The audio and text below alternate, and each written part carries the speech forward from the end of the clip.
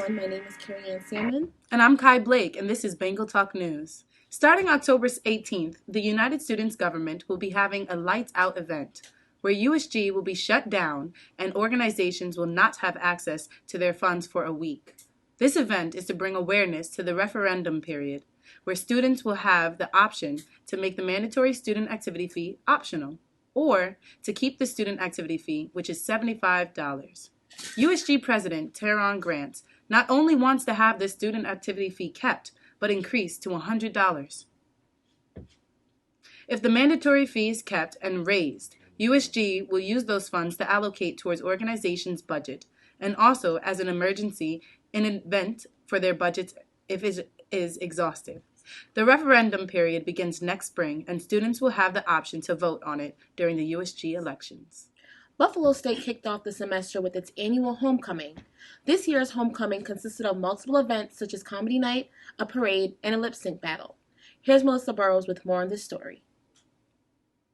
Let's go, Buffalo! Let's go, Buffalo! Buffalo State students were out in full force for the college's annual homecoming pep rally. The event featured dance and cheerleading performances. T-shirts were thrown to the crowd from the balcony of the student union as well. There was also a free chicken barbecue for students, along with popcorn and balloon making. Buffalo State President Catherine Conway Turner was at the event. This is her third homecoming as president. Hello, everybody! How much preparation goes into an event like this? Well, actually, they've been thinking about it for many, many months. So Sarah Young is sort of our guru of homecoming activities, and they have put together with a team of faculty and staff and students a whole series of events for the whole week. So it's really taken months of planning to be executed all this week.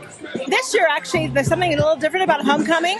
We're also putting a lot of alumni activities into the event as well. So we've already had a music recital by alums, and we have a guest speaker tonight. So that's really also really special. So a lot of student activities, but a lot of alumni activities as well. One of the alumni attendees was the MC, Nicholas Stutzman. A class of 2013 graduate, he says the Student Life Office invited him back to campus to host the event. He adds that being the MC is a unique experience. Oh, it's a lot different. All eyes are on you, and you have to kind of deflect all that and focus on what you're doing and try to have fun with it and make sure that the crowd's engaged.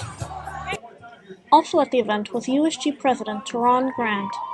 He was in the running for Homecoming King. Okay. So it's actually a wonderful time. This is the best homecoming I've actually been to so far. I'm actually great that Sarah Young has changed up a few different things, so it's been a great homecoming. The chicken barbecue, usually chicken barbecue was a success. The t-shirt tossing was a success, so this was a wonderful time. Everybody was out, everybody was having fun, so it was a beautiful time. Thursday's pep rally was one of several events, part of a week-long celebration of homecoming. In Buffalo, Melissa Burrows reporting. This year's homecoming proved to be one of the most successful events. I had the opportunity to attend the pep rally, and it was amazing. Yeah, it truly was. I actually went to the lip singing battle, and they were really getting competitive out there. Yeah. Well, we have a competitive spirit here on Buffalo State, but I love it. It's all in good nature, and the homecoming helps us to build as a community. Right. We definitely do. I call it the beast within, if you will. So I just hope that next year it goes up and keeps on going up. Definitely. Former Buffalo State professor Tom McCray was honored at the Buffalo Broadcasters Hall of Fame. Tom McCray was a professor in the communications department for 35 years. Then he returned in 2015. The Buffalo Broadcasters Association honored McCray for his contribution to the Buffalo airwaves since 1972. He has been known for his distinctive voice and working in many stations in the Buffalo community, such as WGRZ, WKBW, and WYSL. McCray has also worked with many businesses such as Tops Market and Mavis Discount Tires. Congrats on your award, Tom McCray. 2 new exhibits have been added to the Birchfield Penny Art Center. These exhibits are Nothing is Going Away by Joseph Bages and The Last Tree by Babs Reginald. Bages made each of his sculptures out of recycled objects. He used this technique to show the recycled materials that humans use very often. Reginald focused on social issues such as poverty, the environment, beauty, and these issues by using falsified tree stumps, a tree with no leaves, and a video. If you would like to see exhibits, go check out this in the Birchfield Penny Art Center located in Rockwell Road. This past week, Buffalo State had its 8th annual Anne Frank Project. The project brings awareness to social justice through the use of storytelling, community building, and identity exploration. Here's Carrie Ann with more on the story. From powerful poetry to testimonials to art, this year's Anne Frank Project gave a whole new meaning to social justice. Drew Kahn, founder of the Anne Frank Project, expressed not only his inspiration for the project, but reasoning for bringing it here to Buffalo State College. I'm a director of theater and an actor and theater professor, and at that time a more traditional theater professor. So I was directing a production of The Diary of Anne Frank, 2006. And to make it more immediate for our very diverse student body, I had two Anne Franks. I had a Jewish Anne Frank, and we also had a Rwandan Anne Frank, making the suggestion that there's an Anne Frank in every genocide. That really hit a vein on campus, and the administration said, how can we do more of that? So it fast forwarded and has really become blissfully the entirety of my job here, where we have programming throughout the year, take students to Rwanda, and then we come back and we immerse ourselves in a playwriting process from that intense experience, take that original play and tour Buffalo Public Schools. So there's a giant cycle of story and story mattering, creating story and making sure that the students that we bring it to in Buffalo Public Schools realize that they matter and that their stories matter. One of the goals of the Anne Frank Project is to not only increase awareness on campus, but to also increase student involvement.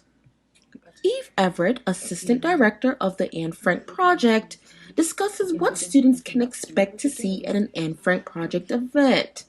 Everett also discusses how students can become involved with the Anne Frank Project. Expect color, expect a little bit of mystery, expect to be surprised, expect to step out of your comfort zone, I think, and meet new people. We bring in people from all over campus, all different disciplines. We also have faculty and staff, and also community members can come here too. So it's a great mixing bowl of all different ingredients, and we come up with some really fantastic food. They can start by coming to the festival every year, which is in September. Outside of that, we're also starting a new event called Story Night, and that's going to happen twice a semester.